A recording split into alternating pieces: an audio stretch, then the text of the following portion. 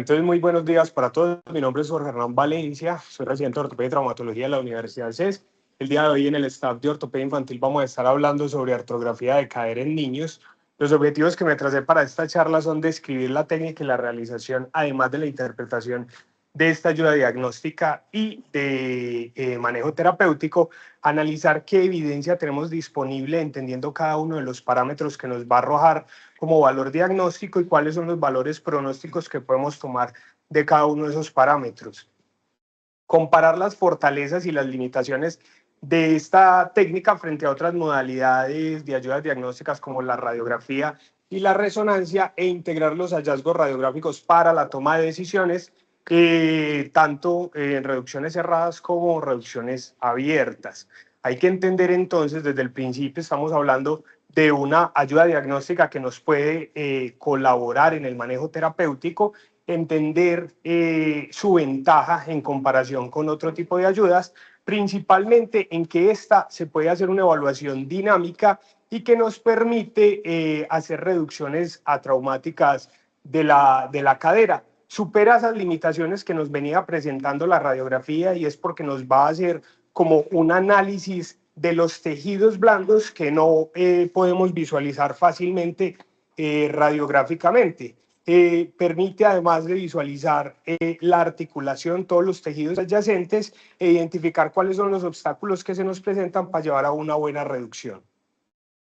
Decíamos que la radiografía era utilizada o es utilizada para muchos acercamientos diagnósticos en ortopedia, pero se ve, pues tiene unos límites, los cuales sí claramente tiene una ventaja la artrografía con respecto a ella, y es la radiografía no nos permite evaluar estructuras adyacentes articulares, no nos muestra el laudo, no nos muestra si está deformado o si tiene alguna alteración a nivel capsular o si tiene tejido interpuesto articular que no nos permita hacer una buena reducción, además de que no nos va a asegurar cuál es la posición de la cabeza dentro del acetábulo y eso nos puede generar subluxaciones que se nos pasen y esas subluxaciones llevar a deterioro a nivel óseo que se puede ver comprometido, principalmente en necrosis de la cabeza femoral.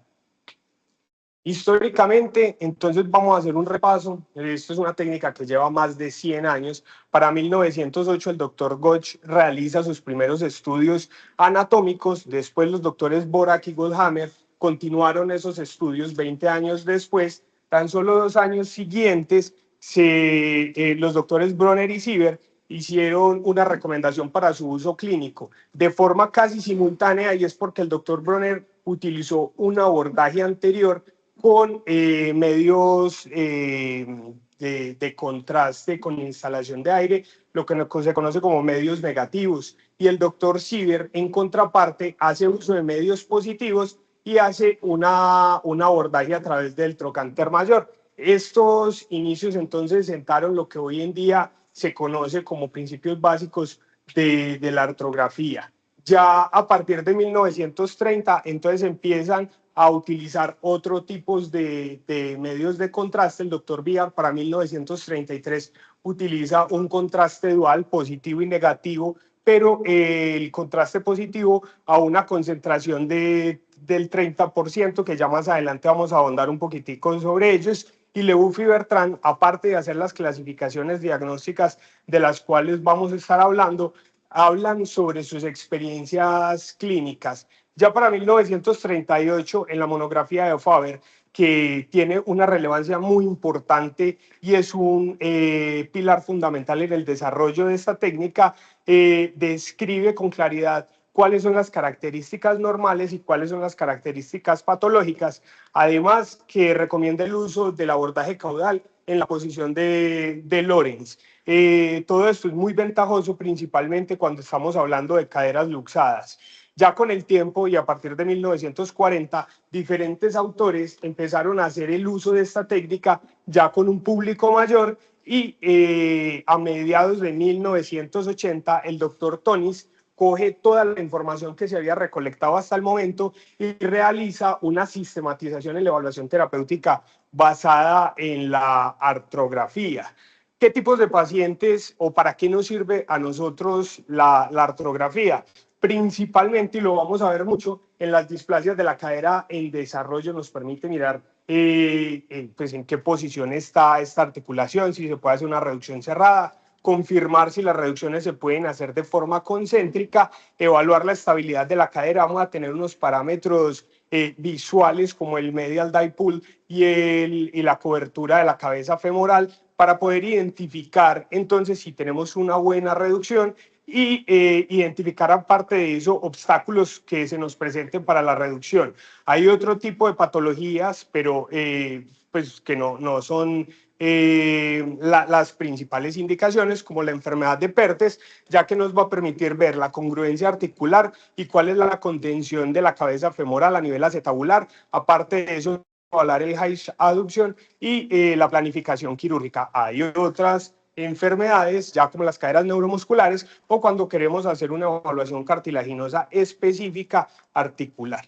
La técnica y los medios de contraste, entonces, hablando un poquitico acerca de los medios de contraste, hay muchos. Tenemos medios de contraste positivos y negativos. Los positivos son tintes hidrosolubles, principalmente el diatrosato de metilglucamina, y los medios basados en concentraciones a partir de yodo. Y los negativos, entonces tenemos al aire, al oxígeno, al CO2 y al nitrógeno. Hay que tener en cuenta que estos medios positivos nos van a permitir una mejor visualización de los tejidos, que tiene efectos secundarios que van a estar muy relacionados a la concentración y a la dosis que vamos a aplicar, y que tiene una rápida absorción.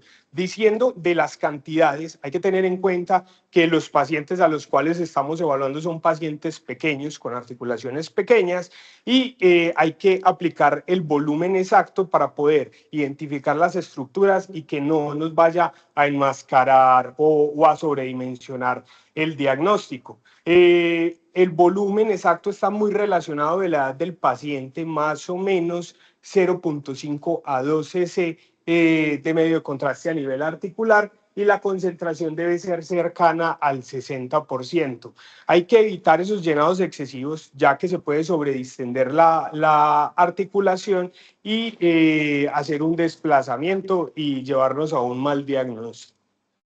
Dependiendo de los abordajes, entonces se han descrito muchos. Vamos a comenzar hablando sobre el abordaje craneal, que básicamente es encontrar la espina ilíaca anterosuperior e irnos pues con la aguja en dirección caudal y en dirección medial. Vamos a encontrar una resistencia a nivel articular y ya ahí podemos instilar el medio de contraste. También tenemos el abordaje anterior, que presenta un problema anatómico grande, y es que tenemos que tener en cuenta que por ahí pasan estructuras neurovasculares. Hay que tocar el pulso, hay que encontrar la arteria femoral e irnos un poquito más laterales. Para 1980, el doctor Ishii hace una modificación de ese abordaje anterior y dice que podemos entrar laterales al abductor magno. El abordaje medial, entonces, teniendo en cuenta lo que he mencionado previamente, vamos a tener una incisión a través del músculo del aductor y nos vamos a ir en una dirección craneal y lateral, nuevamente buscando esa resistencia. El abordaje trocantero, que fue el que escribió el doctor Sieber para 1930, entonces es a través de la punta del trocánter ir en forma paralela hasta llegar a la articulación, romper la resistencia para poder colocar el medio de contraste. Y el abordaje caudal, que es del que vamos a estar ahondando un poquitico más, todos estos van a tener entonces una preparación. Estamos hablando de una técnica aséptica. Necesitamos campos estériles, guantes estériles, jeringas, puede ser de un volumen de 5 cc, tener el Spinocat, y ya para poder hacer la manipulación de los tejidos, puede ser unas pinzas y el bisturí, y tener un sistema cerrado. En este caso, entonces vemos la foto sobre uno de los medios de contraste positivos que se conoce como ioversol, que es un medio de contraste a partir de yodo con una concentración cercana al 60%. La técnica nos describe un paciente en decúbito supino en la cama quirúrgica, con una flexión de las caderas más o menos entre 100 y 110 grados, con una aducción a 40-45 grados. Vamos a tocar el punto del isquion al lado en el que queremos ingresar, y nos vamos un poquitico más hacia el borde lateral, donde vamos a encontrar unos cordones musculares. Hacemos la incisión a través de eso. Todo esto lo vamos a ir viendo entonces con el fluoroscopio. Vamos a ir dirigiendo la aguja de forma craneal y lateral hacia el hombro ipsilateral. Una vez llegamos a la cápsula, se va a sentir una resistencia, la cual vamos a vencer, y nos vamos mucho más medial de la cabeza femoral, hasta llegar a la punta o el techo acetabular. Una vez ahí nos devolvemos un poquito y podemos instilar entonces 0.5 cc, ya sea aire o sea solución salina, para verificar que si estamos en el sitio correcto. Luego le podemos aplicar de 0.5 a 2 cc ya de nuestro medio de contraste para poder hacer la evaluación anatómica.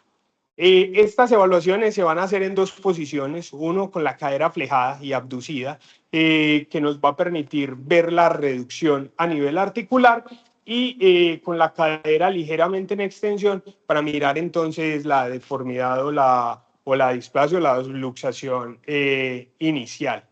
Imágenes a tener en cuenta que no se nos pueden pasar, entonces son las imágenes en reloj de arena, que es una deformidad de una cadera luxada, que ya donde la cápsula articular tiene una elongación, y que el medio de contraste nos va a dar esta imagen característica. También el labrum interpuesto, que se ve entonces como una no continuidad en el medio de contraste, como si hay algo que obstruyera ahí esa semiluna. Y cuando hay tejido interpuesto, o que el labrum está muy grueso, o que a nivel articular hay una constricción muy marcada. Tener en cuenta que esto es un procedimiento aséptico, por lo tanto, pues tenemos algo de seguridad al momento de realizar estas técnicas, pero que ese procedimiento aséptico, con el objetivo de la punción, entonces nos va a disminuir el riesgo de infección. Con respecto al contraste, entonces hay que tener en cuenta la dosis y las concentraciones, la radiación si es algo a lo cual nos vamos a ver expuestos, y la reducción fue esquematizada a través de un algoritmo o de un patrón sistemático que nos describió el doctor Tonis, que va desde la reducción, evaluar la concentricidad, mirar el medial dipole, la cobertura de la cabeza femoral, los tejidos como el labrum, las partes blandas, la cápsula, y cómo es la dinámica a nivel articular. De las dos primeras ya habíamos hablado en una reunión previa, pero sí quiero ahondar entonces de ahí en adelante. El medial dipole es esa distancia que vamos a medir entre el borde cartilaginoso de la cabeza femoral y el borde más medial del acetábulo. Ese espacio se va a ocupar a través del contraste, y hay diferentes estudios que lo han descrito con valores que son muy cambiantes, pero hay que tener en cuenta que los valores históricos que nos van a hablar de una reducción concéntrica son menores de 5 milímetros, pero Reis y Herring hicieron una modificación, nos dijeron que podíamos tener una reducción aceptable por debajo de 7 milímetros en el medial die. Para el año 2021 salió un artículo que menciona un punto de corte de 6 milímetros para pacientes menores de 18 meses. Aquí básicamente hay que tener en cuenta dos cosas. Uno, si estamos hablando de un medial dipole menor, está en relación a que hay una reducción concéntrica. Y si es mayor de 7 milímetros, hay que pensar primero que hay una reducción excéntrica o que hay interposición de tejidos a nivel articular. El otro concepto que hay que tener en cuenta y que quiero que quede muy claro es el de cobertura de la cabeza femoral, ya que este nos va a evaluar el estado y la calidad de la reducción. Los doctores Junfeld y el doctor Sang en sus estudios más recientes determinan como valor o puntaje de corte, incluso valor pronóstico, una cobertura de la cabeza femoral menor del 30%. ¿Y eso qué quiere decir? Para poderlo trazar, vamos a guiarnos de la imagen que está a la derecha. Ubicamos en el círculo rojo, ahí estaría la cabeza femoral y vamos a trazar dos líneas. Una línea más medial, pues más, más medial a la cabeza femoral y una más lateral. Entre ellas dos vamos a ubicar una línea longitudinal que va a estar en relación al borde lateral del margen acetabular cartilaginoso. Vamos a tener entonces dos segmentos. El segmento A, que es básicamente lo que hay, o la medialización de la cabeza, y el segmento B, que es el tamaño total de esa cabeza femoral, para poder entonces encontrar la tasa de cobertura. Vamos a dividir el segmento A sobre el segmento B y lo vamos a multiplicar por 100. Eso nos va a dar ese valor porcentual. También entender que aparte de esos dos parámetros, tener en cuenta los tejidos blandos. Este estudio realizado por el doctor Sun nos divide esos tejidos blandos en intraarticulares, extraarticulares y capsulares para tener en cuenta entonces que vamos a poder tener modificaciones de cada uno de esos tejidos, principalmente lauros invertidos o interpuestos o tejidos hipertrofiados. Acá traigo un estudio que es más antiguo, que se realizó por el doctor Furlan en el Instituto de Alfred Dupont, en el cual nos divide entonces esa morfología del laurum en 8 grupos, de los cuales vamos a hacer una subdivisión para poder acercarnos un poquitico al uso diario. Los primeros 4 nos están hablando de tejidos blandos que no van a interponerse de manera significativa para poder lograr una reducción concéntrica. Y los segundos 4, los últimos 4, sí van a generar alguna alteración. Y estos están entonces asociados a un mal pronóstico con riesgo de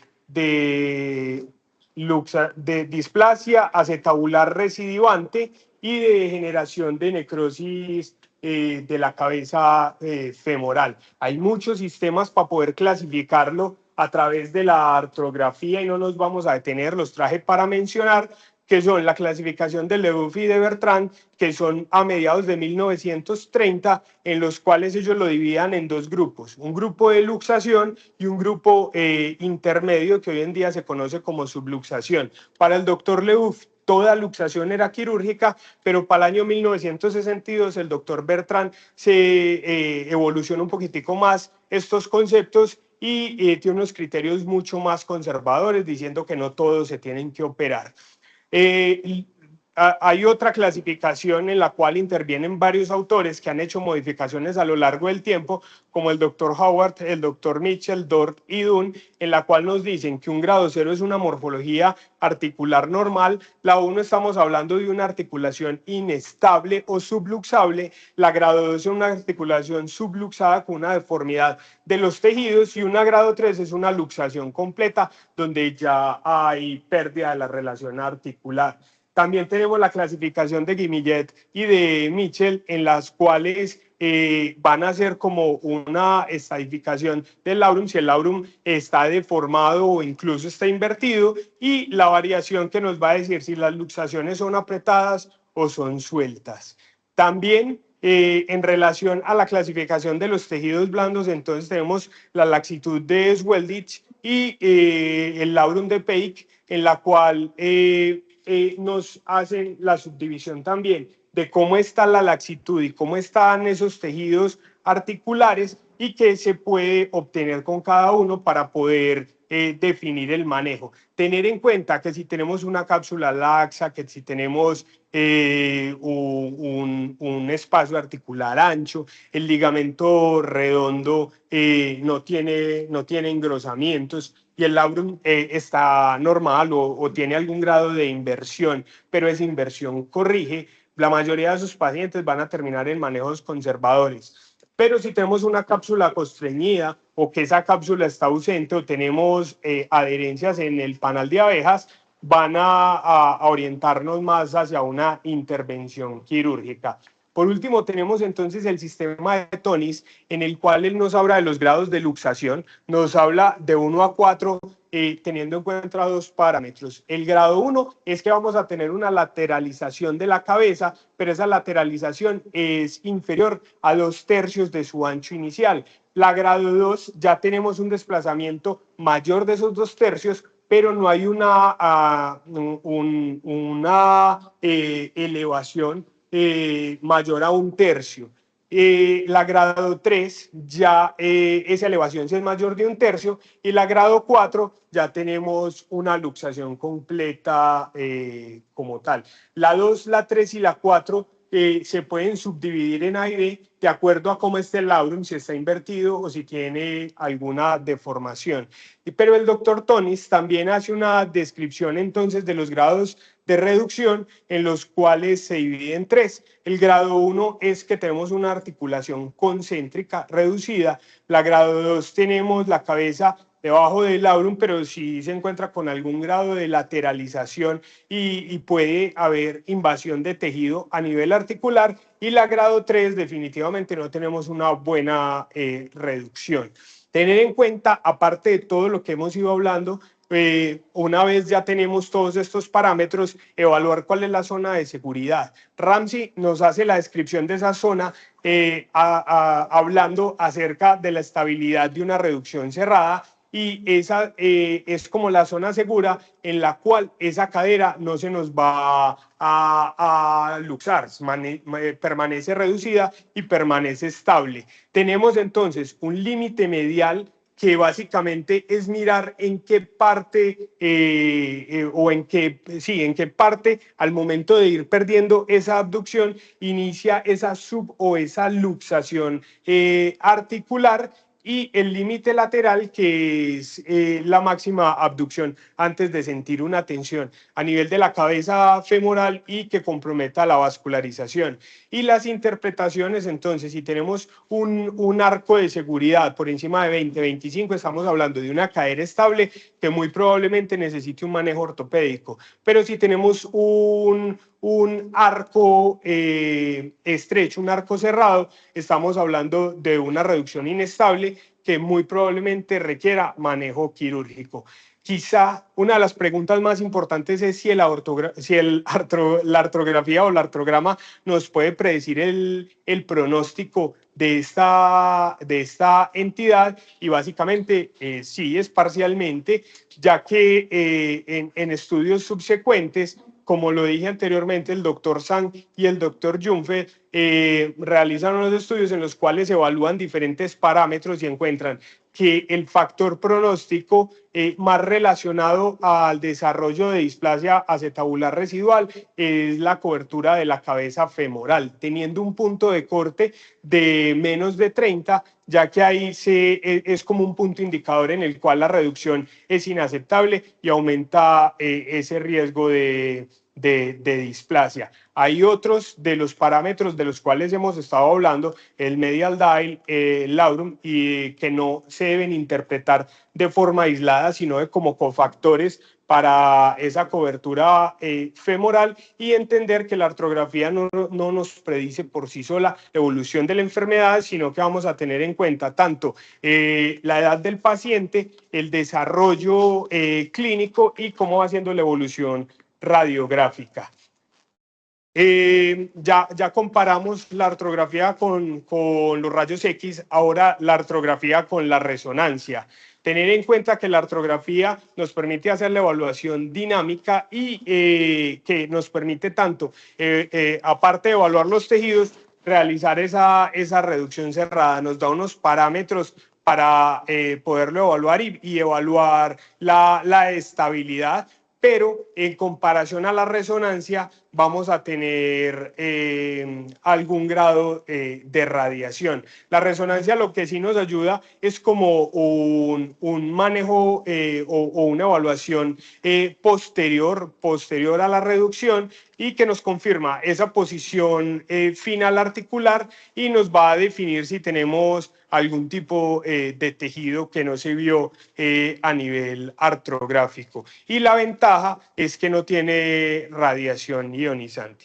Ya para finalizar, entonces, que nos quede como mensajes claros que la artrografía continúa siendo un método de estudio para diferentes entidades, principalmente para la displasia, que la interpretación del artrograma se debe realizar de forma sistemática, como lo hemos venido desarrollando a lo largo de la charla, que la evaluación actual nos sugiere que uno de esos parámetros, como la cobertura de la cabeza femoral, tiene un mayor pronóstico o un mayor predictor para el desarrollo de la displasia acetabular recidivante, que la resonancia es un complemento a la artrografía y que el éxito del tratamiento no depende netamente del artrograma, sino que es multifactorial.